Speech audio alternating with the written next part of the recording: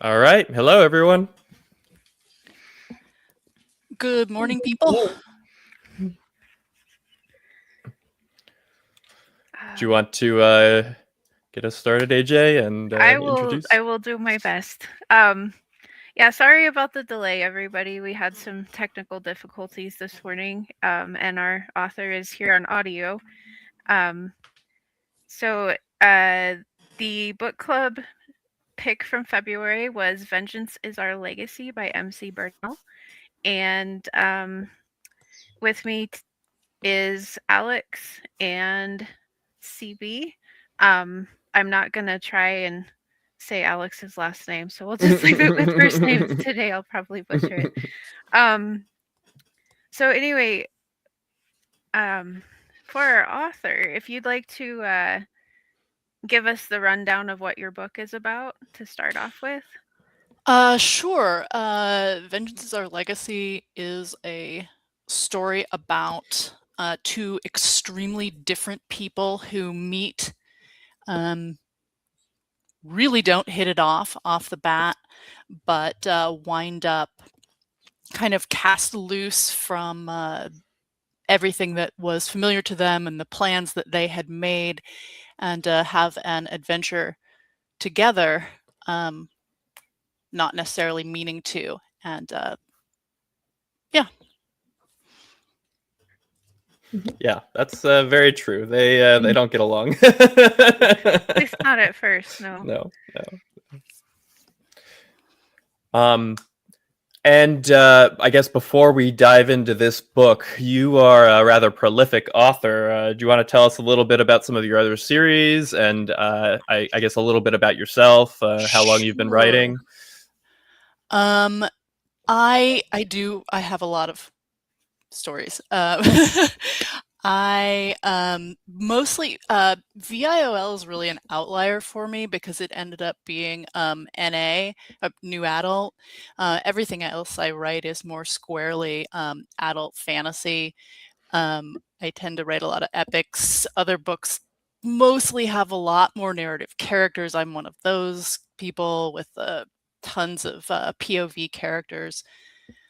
Um, I always loved writing and loved fantasy, but it was not really supposed to be my career. The first story actually series I wrote to completion, The Foreign Sorcerer, was not supposed to even be a story at all. I started drawing a map of a city. I like maps and I like cities. I started drawing a map of a city while I was studying for the bar because my brain was coming out of my ears and I needed a way to just disconnect from memorizing lists in the evening so I could actually get to sleep.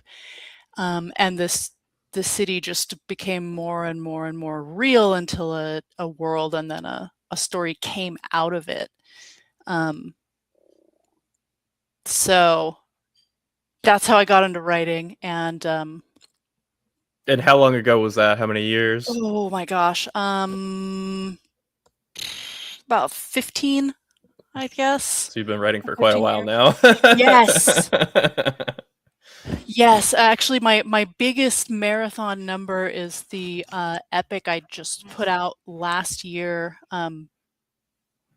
almost all in a single year. It was horrific. Don't do that. It was a 9-book series that I actually started writing out of undergrad. So, 21 years old. So I spent more than 23 years working on this story. It was terrible. Oh, it was terrible. Early drafts were so awful. But there were things I just loved about it and kept coming back to it in between other projects. So And what was this one called? that's The Tipping World. The Tipping World? It's an epic fantasy about a society of warrior mages who fall in on themselves and blow up the world fighting about their mores, which I actually wrote motivated mostly by feeling like Jedi lore is kind of absurd if you actually pay attention to it and ask it to make accurate. sense. It's kind of silly. So yeah, that entire epic fantasy is actually me making fun of Jedi. If you know the backstory. I mean, That's really, awesome. falling in love turns people evil. Really, that's not a little weird to anyone else. I always thought that was weird. Thank you. See, I don't know. They're kind of like extreme emotion, similar, but no, I think Jedi's are all really weird. So yeah. no, I mean,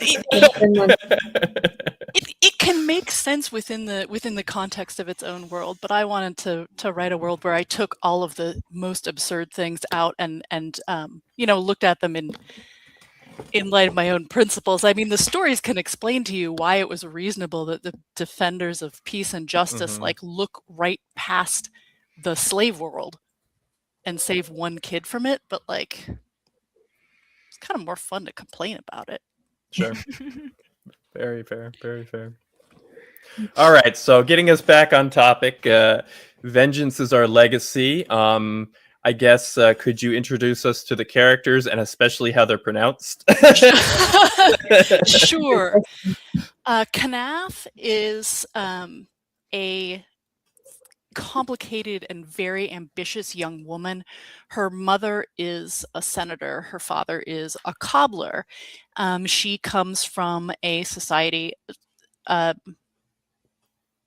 Tabakera is an empire with a pretty complicated 3-branch government and a caste system. And because her parents come from different castes, her mother, the higher caste parent, gets to choose where she belongs and what possible courses of career are open to her. She has been kept in the skilled artisan class and doesn't like that because she wants to help rule the country alongside her mother and her peers. So she is all about, I don't actually remember off the top of my head how old they are, but somewhere between 19 and 21, both of them. But her entire being is focused on finding a way to force her mother to change her mind by acquiring accomplishments and just becoming such a talented and accomplished person that she will be acknowledged on her merits.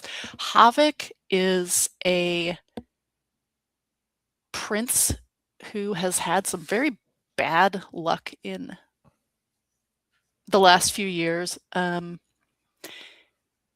A barbarian, a fighter, right? Yes. Well, he wasn't. He didn't want to be. But is it problematic to spoil his story? No, we're gonna probably talk about the details of the story in this chat. We usually go dig into everything. So okay. Yeah. Okay, cool beans. Yeah. Well, his father died. I think he was about 15. His father died, and his mother did not think he was suited to take the throne because he was just not ruthless and manly enough for her. And so she actually sold him to they have different words for it, but a frickin' slave broker, in essence, in the next country over. And he got bought by a martial arts master who cut a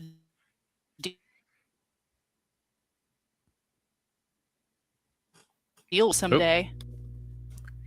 And you cut a little bit if you want to repeat have his revenge on all the people who wronged him. He doesn't know who they are. He doesn't know it was actually his mother. So that's gonna suck when he figures that out. Yeah, and so he was sold to the I guess the martial arts master. I forget the name of them, but that's kind of where we start, is in their training dojo or temple or whatever. Yeah, I wrote this story at a time when it was still everyone was trying to come up with their own version still of Harry Potter and the Magical Academy. That was just hugely, very much a thing. And I thought it would be fun to write a story that pretends to do that and then goes psych and turns a sharp right angle and walks off in a different direction. So that was, you start in the dojo with the idea that you're going to get lots of training montages, and then you don't. Yeah, and I think that's one of the things that drew me into your stories so much is, you have the setup as if it's going to be, this Kenneth and Havoc interactions in this school type setting, and immediately you throw us in and the whole school gets taken over and they're on the run immediately. So that was a very good twist. I quite enjoyed that. I liked. Can you remind me of what brought Kanath to the school in the first place? Because she's more of a magic user when she's first introduced. She is. The martial arts schools in this society, and particularly the Avathethra masters, because these individuals have this connection to these supernatural, eldritch, otherworldly beings, they're considered to be just particularly saintly, noble people. So she's trying to get an education there, less because gaining the physical prowess is actually going to be useful in any way for the job that she wants, which is to go into government, than because a long period of association with the martial arts master is going to look really neat on a CV. Oh, that's a very good point. I hadn't actually thought of that. It's the reputation, I suppose. All right, and then tell us a little bit about the entity in the room. Cabal, I think, is what you called it. This is probably the most interesting portion of the magic system. I don't think I had a plan until. Go ahead. Okay. Until very late in the story, I didn't even think of Cabal as a person. I introduced it, and then it was just a MacGuffin and wasn't relevant to the story until much later drafts, when I added the scenes from the with the little mummy people. But yeah, the Avathethra are beings that predate, so far as anyone knows, the mortal world. They have pretty stunning amount of power. You don't really know what that actually is because they are intangible and they have been caged. Each of them lives inside a person who is its partner and companion. And I think there are 13 of them. But they're, as best you understand, they have control over and are also maybe the origin of kind of human emotion and or spiritual concepts. And Kebel specifically is justice or revenge. Yeah, the title name, the Spirit of Vengeance, or whatever. Yeah, so that's kind of where we start off, and then right away, the owner of the training school gets killed, and Havoc is acquires this spirit, and then both of them are on the run, and that's kind of, I think the first 10%, the inciting incident of the whole story. So it's kind of a adventure story, or I would say it's more of an adventure story than anything, right? Because I feel like the bulk of the story is on the road, and these two characters getting to know each other and not really knowing what to do, not knowing where to go, not knowing where their future is.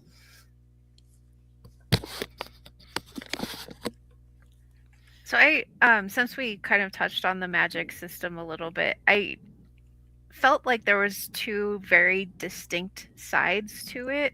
Like the magic that Kenneth uses was very different than what like Havoc's people use when they get to that part of the story. Do you want to talk about your magic system a little while? Sure. I feel like you never, I don't know if it's a weakness of the story, but it's certainly a fact about the story that you get to see very, very little of the Tabacaran school of magic. And that's, I don't know, a little disappointing, but it is very, I mean, you have it described as like math or like geometry, and I wanted there to be that sense that it's very formal and polished and academically rigorous. Kids go to school for years to learn mastery of these abilities, and it's really, you know, a lot of the more esoteric or upper level activities, you have to get permits, so there, you know, it ties in with bureaucracy and gives it that weight of formality. And yeah, what you see Havoc's people do is supposed to feel much earthier and more intuitive. You see shamans interacting with animals as equals and going to nature for help instead of you know, carrying permits around. But I don't think you actually, the magic that you mostly get to see is or that you get to have the most fun with, I felt like, was Arangwale, and he is such a just a creepy eldritch entity. So He's the familiar to Amril, isn't he? yes. Yes, and a shapeshifter of sorts. I think he likes being a cat for the most part, if I remember correctly. Yeah, I think you see him as a kitten, a mink, and a raven.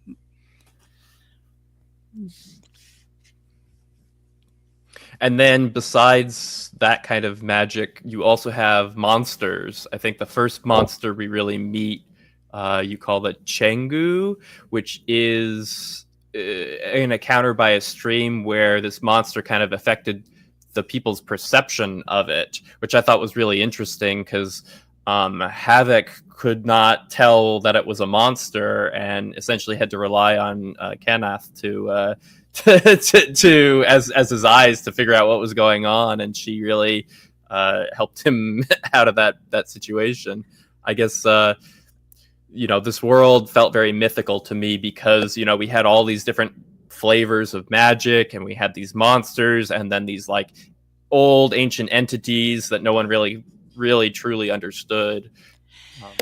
You know, real talk, when I wrote this story, because as I said, I write adult stories, and I had this one weird outlier that is just not quite for the same audience.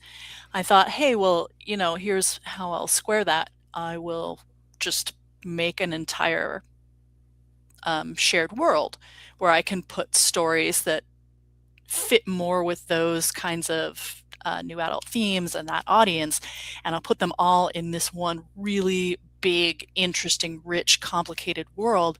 And then I never wrote any more stories in that world, but it is a very, there's a lot going on. Yes, there are monsters, and you don't get anything close to an exhaustive list of them.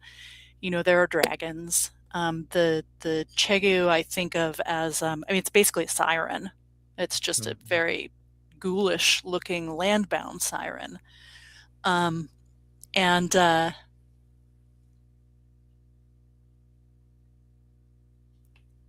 guess I forgot the other point I was going to make, but yes, it's ghosts. Yeah, ghosts are a thing. The Drogos or whites. Yes. Yeah. Was there any particular mythology you drew inspiration from, or did you just take like an eclectic mix of inspirations? Eclectic mix. I was going to say there's a lot of different flavors, a lot of different myth origins of myths. I remember. Yeah, I will say the one really solid point of origin where I was looking around at examples and said, ah, yes, that is the version that I'm going to use, is that the dragons, which you never get to see close enough to actually see them, but so you have a mental picture, I went with the very modestly sized kind of dog-like dragons that you see from Mesopotamian art. So if you ever wonder what Tabacaran dragons look like, you can get some Babylonian or Persian artwork, and they're little dog dragons. So I did have a question on my list that you kind of answered already, since you said you haven't written any more stories in this world, but I was going to ask if there was plans for a sequel to this one at some point. A sequel would be incredibly interesting. It wasn't how I had imagined moving forward. I had thought to do other stories that would be more episodic. And, here you get to see maybe actually the Society of Dragon Riders, and here you get to see someone who lives in a different part of the country. But a sequel would be very interesting. I had not planned that. Now you have me thinking about it. Learning more about the politics that Kanath was so worried about, and yeah, because we didn't see that much in this book in particular, just a very small piece of it. I felt like it was mostly Havoc's background more than any of what Kanath was worried about from the start. Oh, absolutely. Her story is she has a very interesting arc, I think. I mean, she learns stuff and gets more confident, but she doesn't actually really move her own project very far. Mm-hmm. That is absolutely true. And how did you feel about some of your side characters, aside from Arangwale? I don't know how to pronounce his name. Arangwale. Arangwale. Characters like Florate and Amril.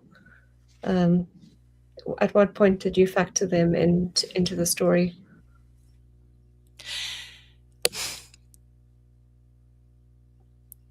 That is a really interesting question that I don't know how to conceptualize. I guess in a way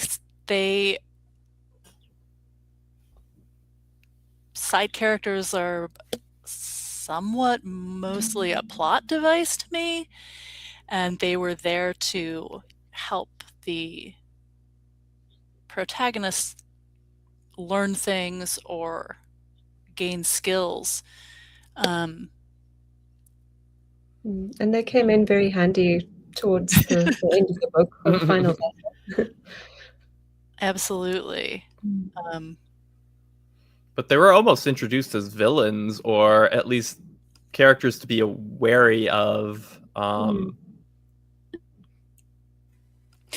I mean, absolutely. It's kind of necessary, because I've got these two people who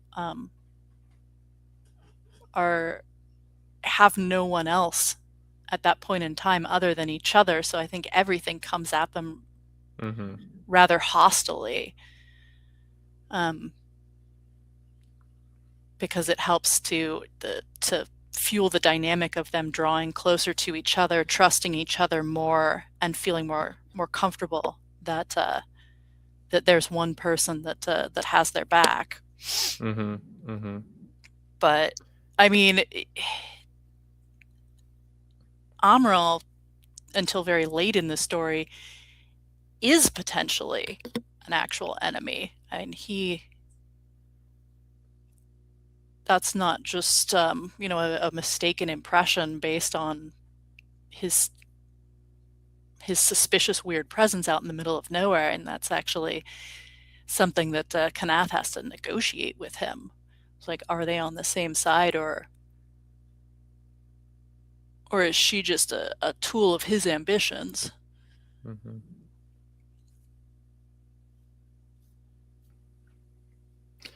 So changing the topic a little bit, I want you to tell me a little bit more about Kanath and Havoc's relationship, because normally in stories when you have, a male character and a female character get together, it is for the intent of like romance or some sort of relationship. But I think you very clearly tried to draw a line there that, this is, enemies to, we kind of understand each other. And I think there was only maybe one place where a romance was even considered, but for the most part, you're like, this is not a romantic connection here. These are like people becoming friends or I would say colleagues kind of in this broader world rather than anything romantic.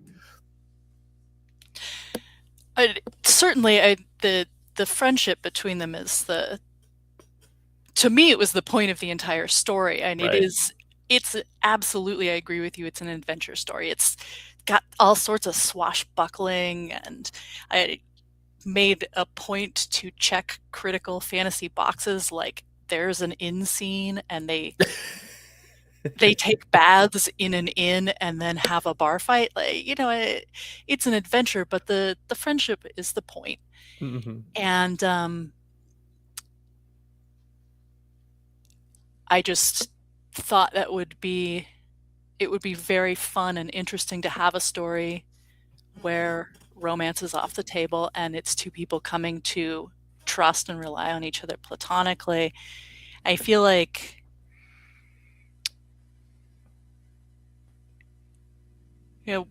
the Kanath, maybe the most important moment in their friendship to me, for her, or the most important moments, are when they fall down the cliff really early on and she's kind of banged up and she looks at Havoc, who is looking at her, he's checking her for broken bones, and she looks into his face and realizes that he's scared because Mm-hmm. he needs her and is depending on her to help him understand how to navigate her country.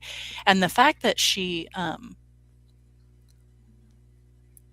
just swallows that understanding instead of getting in his face about it, commenting on it, making a point that, haha, you need me, like maybe you should stop being such a jerk about it, which he has been an enormous jerk to her. Mm-hmm. And she just accepts that revelation and goes on with this knowledge that that's part of their relationship. And I feel like that is one of the most important moments for their friendship, that that she chooses not to hold that over his head, and it's what makes them friends instead of two people who have a kind of a mercenary exchange. They each have something the other needs. Mm-hmm.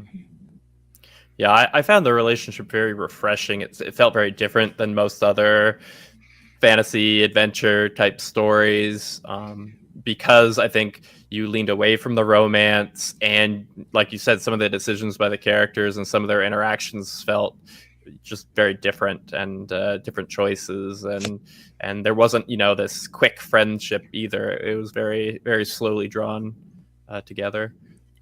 It made this relationship also made me more like very uncomfortable at times, because I mean, especially Havoc, but I wrote them being unpleasant to each other in mean and ugly.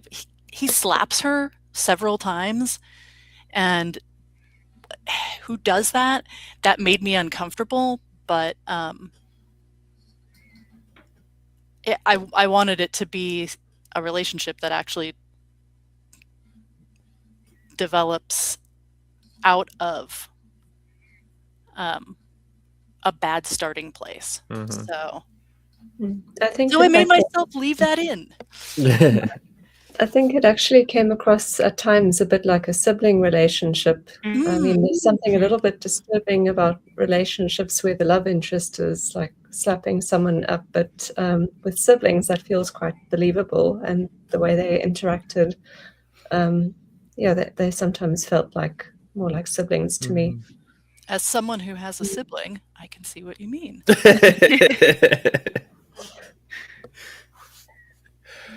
All right. Well, speaking of slapping people, I think one of the themes I picked up on was, I feel like there was an abuse by authority figures that was kind of in both of their relationships, and kind of how it set the stage for pretty much all of the problems that they faced and the problems of the broader world. Was like this people in power kind of abusing those underneath them, and that kind of was very, very different in the training school, where it was more of a physical abuse, and in the political world, where it was very, you know your place, you're not important to the politics, so you don't get any power. So I guess, do you want to say a little bit about that? Yeah, I guess it's something that we look at mostly through Kanath's lens, because it's so personal for Havik, and he comes from a civilization that has an absolute monarchy and has not applied really any thought to the idea that maybe that is inherently a problem. But when you look at ideas of justice and power from Kanath's perspective, she has very strong opinions on ideas of justice and rule of law, and I mean, to be simplistic, how things ought to be. Whereas you get someone like Amaral, who gives you the perspective on how it actually is, which, because he is also from a lower caste, he doesn't even have a parent who could have chosen to uplift him and didn't, and he comes to you through the one means of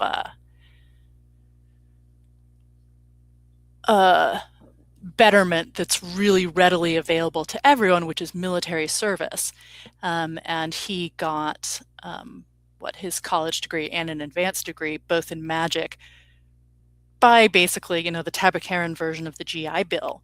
And the idea that the only way that this very ambitious, talented sorcerer could conceivably make a name for himself and have a good career is through putting his life on the line. Is definitely a point that I wanted to make with the story. But yeah, it's really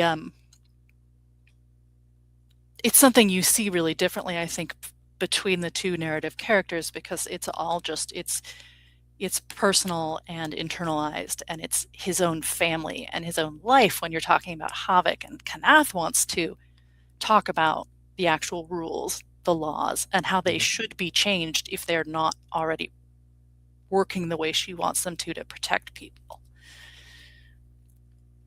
Because, of course, this is a civilization that has a very weird kind of quasi-slavery system where you can sell your labor permanently, and that's supposed to be set up in a way such that people are still citizens, they still have rights, they can still defend themselves. And Havik's situation makes her aware that it doesn't always work, and she is quite upset by that. But yeah, since we end with her just getting her quest underway, we don't get to see what, if any, steps she might take to deal with that. Yeah, I felt like she was a bit idealistic in that sense. Oh, absolutely. And the number of arguments they have early in the story because she doesn't believe that he was there against his will is awkward to watch. Mm-hmm.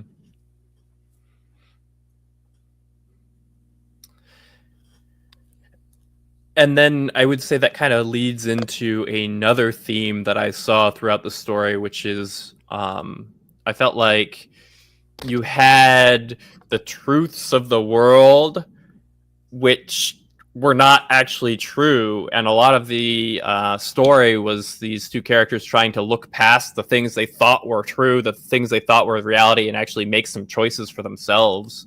As they grew, as they understood a little bit more about each other, and kind of looking past what they thought was true into actually that's not even close to being true. What's actually true is something even, beyond what I had even expected. And I would say that it appeared the case in both sides, and definitely heavily related to this, abuse by authority figures and these rigid structures that they had in place that they found themselves in at the start of the story. That is an incredibly interesting and spot-on point that I had never thought about before.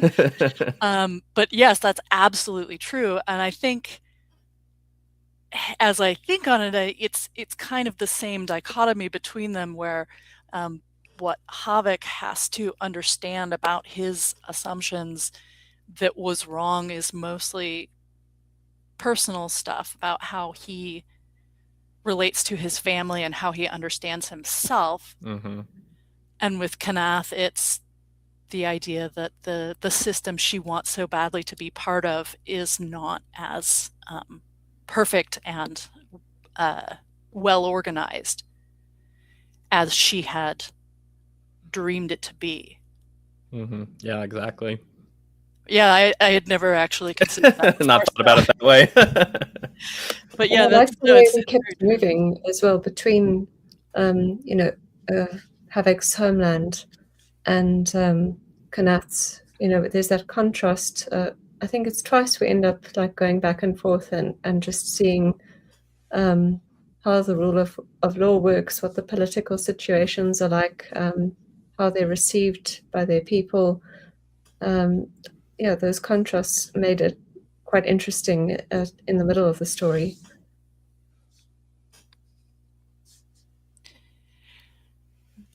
The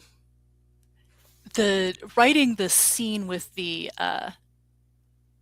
shepherd, when they spend the night with that shepherd in Havik's people's land, was a very interesting and difficult dynamic to negotiate, because he's hostile and he's not our friend, but I'm conscious of the fact that there's an extent to which belittling people for not having access to information because their leaders are being untruthful to them. As an American, that's something I think about a lot. So trying to find a way to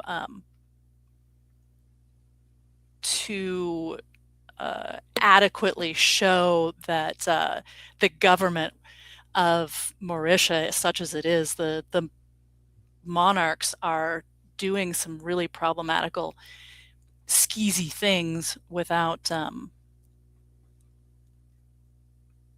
putting a target or laying blame on Havik's entire people, was something that was important to me.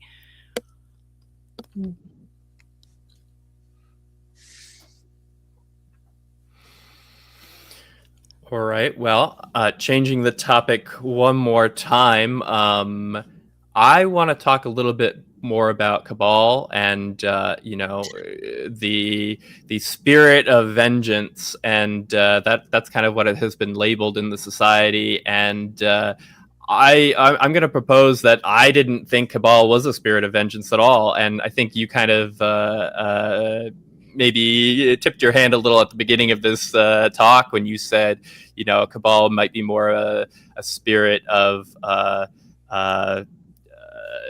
I think you used a pretty good justice instead, and I think that is a lot more close to what I envisioned it. But it's almost as if the whole world and was lying to the reader about what Cabal actually is from the start, and you don't find it until you get more of Havoc's relationship with Cabal, and Cabal starts being a character, starts trusting to open up a little bit about, well, what is this thing actually? If it's not, vengeance like everyone else believed, that maybe that reflects more on the society at large rather than this actual being inside of Havoc. I think that the best conclusion you can draw about Cabal from what you know and what you see is that it is what it is a reflection of the person that it is interacting with. From, can you believe them? I don't know, but at least the historical accounts that get passed down, that Kanath brings up, that in the early days before they found a way to cage these beings, it caused a lot of destruction because they're not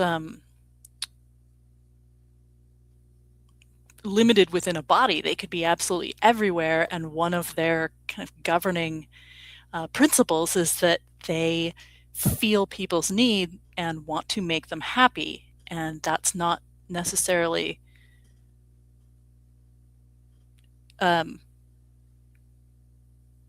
recipe for everyone actually winding up happy and safe, because it just caused so much chaos. But that they were, at one point in time before they were confined to host, they were just kind of bouncing around every which way, randomly granting wishes. And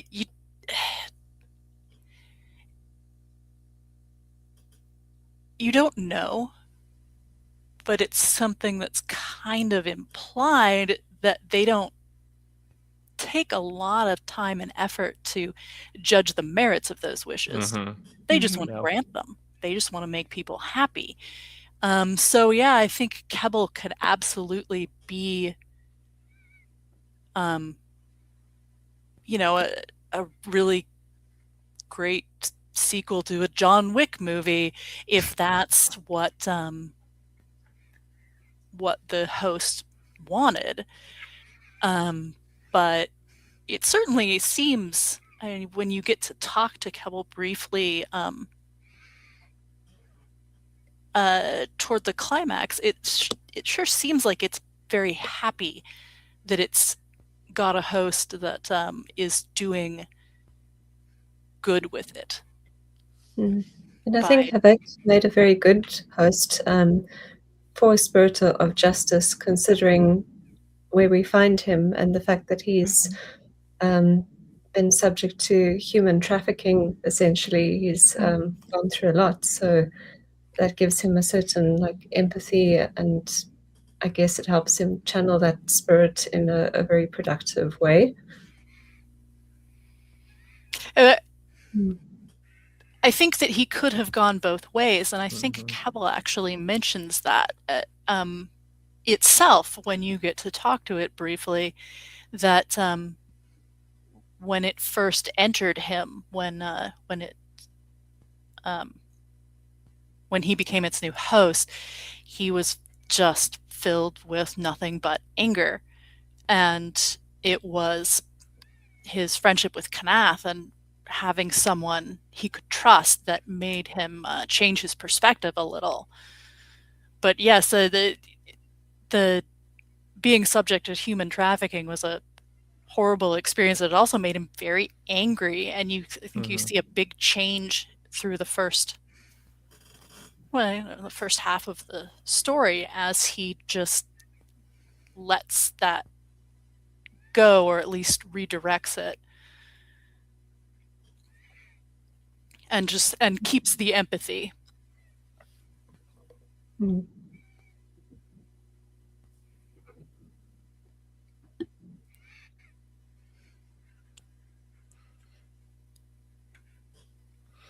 I do feel like you touched on the thing with Cabal and the wish granting. Mm-hmm. It's not directly in the story, but you do kind of get some of that towards the end when he's finally talking to Havoc about things. I really appreciated that bit in the story because it gave him an opportunity to kind of understand the spirit more than he would have otherwise, and kind of what led his previous master to do some of the things he did. Mm-hmm.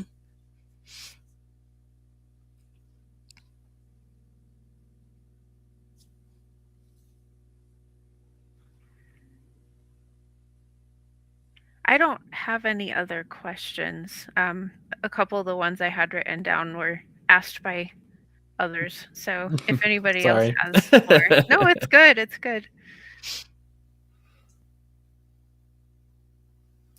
No, I think I asked everything I had. I think overall it was a very interesting story, and I really like those deeper themes, that we could kind of talk about, even the nature of vengeance, and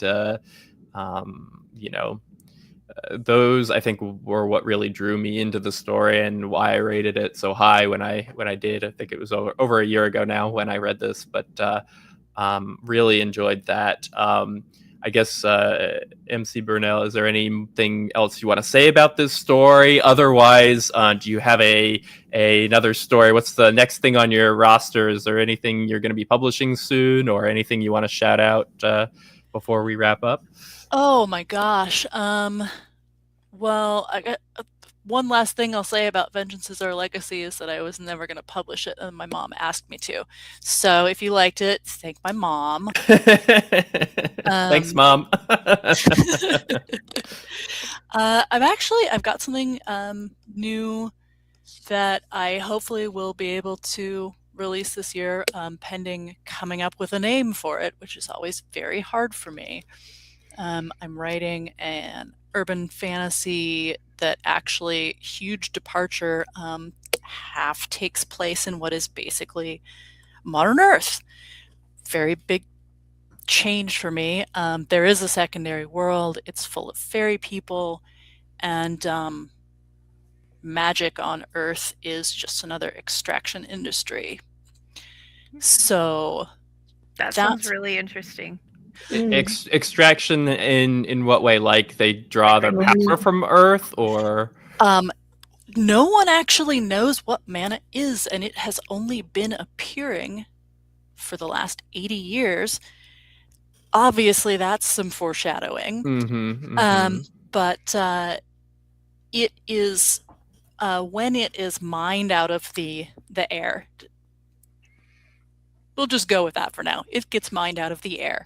All right. And humans can pay a big corporation to get little bricks of it, and when it gets into their bodies, very briefly, you can have your own magical superpowers.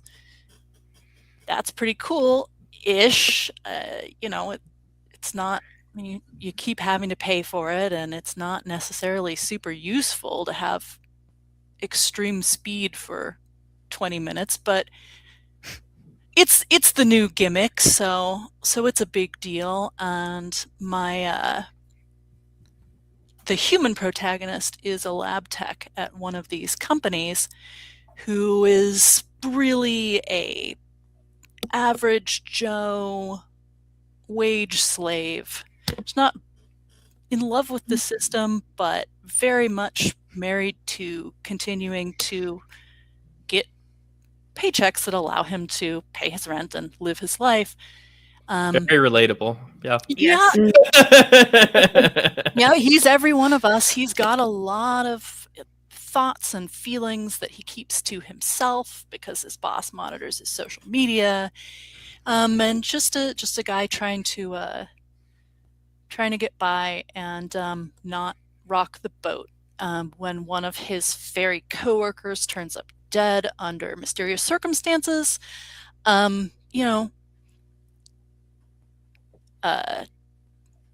he finds a reason that it might be worthwhile to take risks. So. Oh, that sounds like a fun setup. Yeah. I'm interested already. Do give me a name if you come up with one. Titles are hard for me too, so I can't help you there. It's the absolute worst part. But yeah, that's what I'm in about to finalize a kind of late stage set of edits on a kind of urban fantasy thriller. Yeah, well, you'll have to let us know when you do come up with a name for it. We'll be on the lookout. Yeah, fantastic. Hey, I have to thank you guys for giving me this chance. Quite a departure in genre. I'm sorry? That was quite a departure in genre. Just talking about urban fantasies, and that's quite a different genre to what we've been discussing today. I love cities. I'm crazy for cities.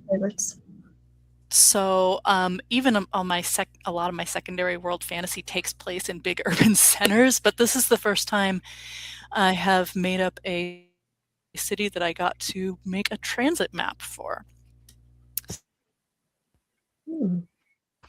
I want to see that because I also enjoy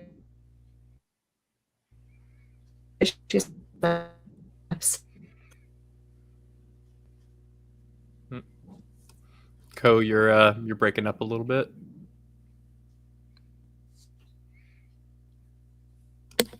Yeah, I'm sorry, I was not able to understand. I believe she said she really wants to see that because she loves maps. Yeah. Fellow map lover. Yes, there are going to be pages and pages of maps in this book because I chose to. The fairy reality is actually a series of interconnected worlds that are now a single world because their reality started to disintegrate and they just had to cut what pieces they could save off and mash them together in a life raft. So their capital city is a mega city that is 14 cities that are all actually glued together, and many of them have they're all in different settings and they have different weather, and one of them is at the bottom of an ocean. And that's so cool. I love that idea. Terrifying, but also very cool. And the mass transit is by funicular so that you can actually look out a window all the time as you move around, because it would not be any fun at all to be underground.